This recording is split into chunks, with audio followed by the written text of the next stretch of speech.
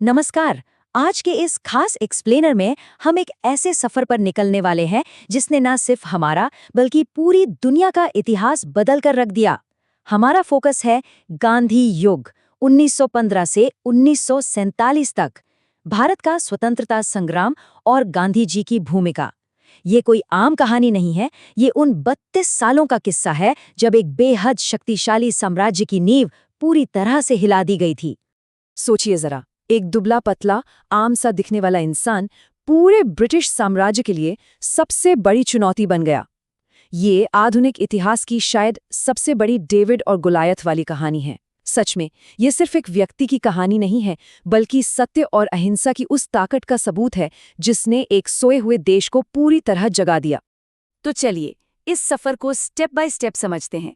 सबसे पहले हम बात करेंगे भारत वापसी की, फिर शुरुआती संघर्ष और सत्याग्रह को देखेंगे, उसके बाद जन आंदोलनों का उदय, दांडी मार्च और आखिर में स्वतंत्रता, विभाजन और इस पूरे गांधी युग पर चर्चा करेंगे।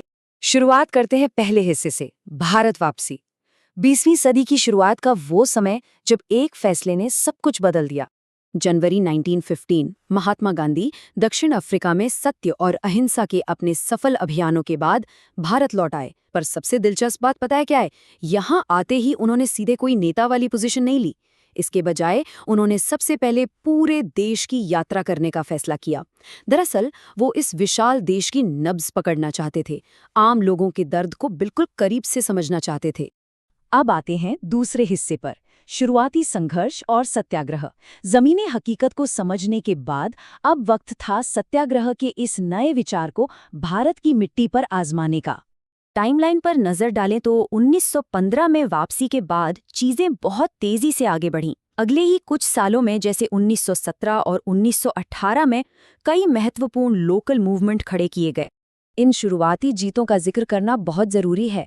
चंपारण में किसानों को जबरदस्ती की जा रही नील की खेती से आज़ादी दिलाई गई। फिर खेड़ा में जब भयंकर अकाल पड़ा था तब टैक्स के खिलाफ एक कामयाब लड़ाई लड़ी गई। और अहमदाबाद में मिल मजदूरों को उनके हक दिलाए गए।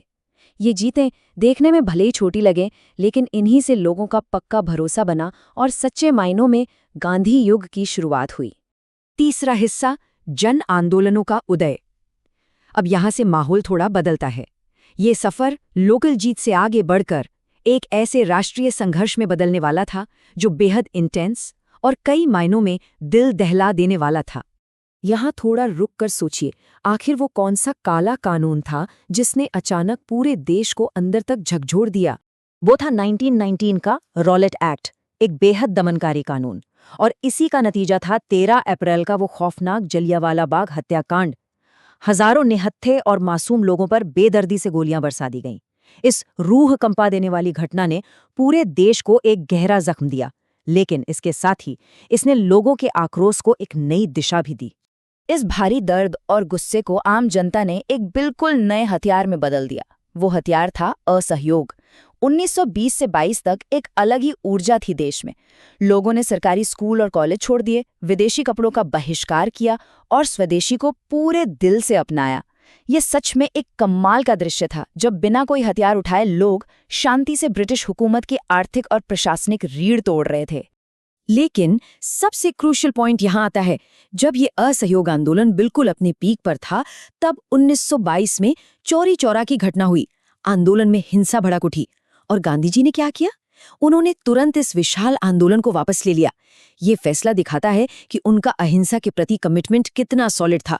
वो इस उसूल पर किसी भी कीमत पर समझौता नहीं करना चाहते थे। चलिए आगे बढ़ते हैं चौथे हिस्से की तरफ, दांडी मार्च और प्रमुख समझौते। 30 का दशक पूरे देश में क्रांति की एक नई लहर लेकर आया। 12 मार्च 1930 अंग्रेजों के अन्यायपूर्ण नमक टैक्स के खिलाफ साबरमती आश्रम से दांडी मार्च शुरू होता है। अब इस बात पर गौर कीजिए, नमक रोजमर्रा की कितनी आम सी चीज है, लेकिन इस एक छोटी सी चीज के लिए उठी आवाज ने पूरे देश में क्रांति की आग लगा दी। ये अपने आप में एक मास्टर क्लास है कि कैसे एक छोटे से अन्याय के खिलाफ खड़ा होना पूरे देश को एकजुट कर सकता है। और इसका असर क्या हुआ? अब लड़ाई सिर्फ सड़कों पर विरोध प्रदर्शन तक सीमित नहीं थी, बल्कि बड़े पॉलिटिकल टेबल्स पर लड़ी जाने लगी थी। 1931 का गांधी इरविन समझौता हुआ, जिससे लंदन में गोलमेज सम्मेलन का रास्ता खुला और फिर 1932 में B.R. अम्बेडकर जी के साथ हुआ ऐतिहासिक पूना पैक्ट, जिसने दलित प्रतिनिधित्व जैसे जरूरी और गंभीर मुद्दे पर महत्वपूर्ण सहमति बनाई। वक्त गुजरता गया और दुनिया दूसरे विश्व युद्ध की अराजकता में घिर गई। इसी दौरान 1942 में देश से एक जोर की गूंज उठी, अंग्रेजों भारत छोड़ो, और इसके साथ ही नारा फैल गया, करो या मरो। इस आंदोलन की स्पीड और इंटेंसिटी ने पूरे ब्रिटिश प्रशासन को हिला कर रख दिया। आज़ादी की मांग अब किसी भी कीमत पर रुकने वाली नहीं थी। और अब हम इस सफर के 5वें और सबसे भावुक मोड़ पर आते हैं, स्वतंत्रता, विभाजन और गांधी युग।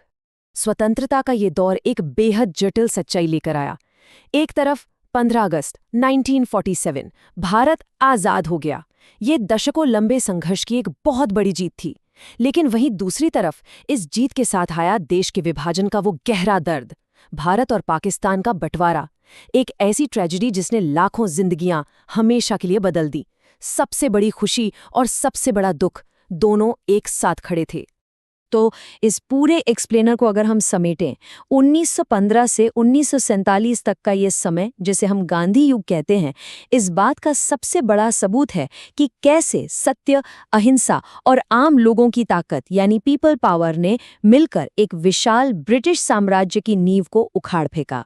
और इसी के साथ हम एक बेहद गहरे सवाल के साथ आपको छोड़ के जा रहे हैं।